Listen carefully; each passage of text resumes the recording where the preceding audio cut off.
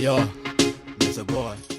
The killing of blogger Albert Ojwang in police custody has ignited a firestorm of public outrage and placed Eliud Kipkoech Langat, the Deputy Inspector General of the Kenya Police Service, squarely in the eye of the storm.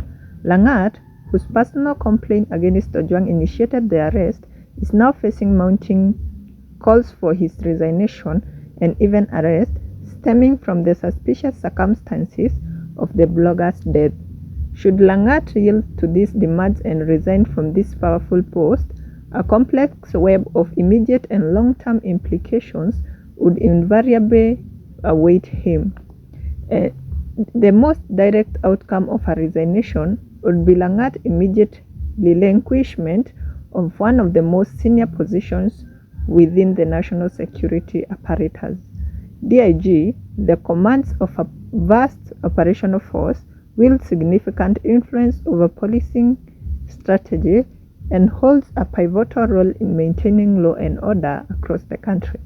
Stepping down would instantly divest him of this extensive authority, power, and the privileges associated with such a high public office.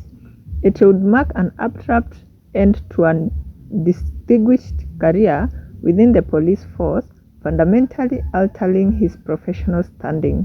While an active investigation by the Independent Policing Oversight Authority is already underway, a resignation could significantly alter Langat's legal standing. High-ranking officials often benefit from certain layers of institution protection, or at least a more cautious approach from prosecuting bodies while in office. His departure could remove these implicit shields, potentially making him a more direct and immediate target for formal questioning or even arrest and prosecution if evidence gathered by IPOA and the Directorate of Public Prosecutions warrants it. Resignation, in this context, would not absolve him of potential criminal culpability, but could in fact facilitate the legal process against him. Even if no immediate charges are filed, a resignation under such controversial circumstances would indelibly link Langat's name to the tragic death of Albert Ojwang. His public image and legacy, meticulously built over years of service, would be severely tarnished. The incident has already sparked mass protest across Kenya, with demonstrators explicitly demanding accountability from top police leadership.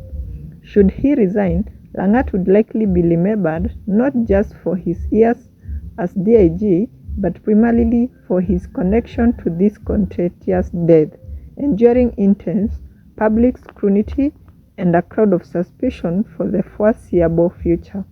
Regardless of his official status, a resignation would not shield Langat from the ongoing criminal investigation.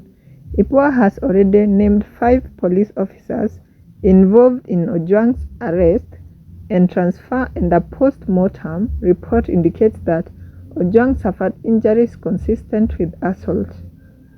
If investigations revealed direct or indirect links or failures in command responsibilities that contributed to Ojwang's death, Langat could still face criminal charges.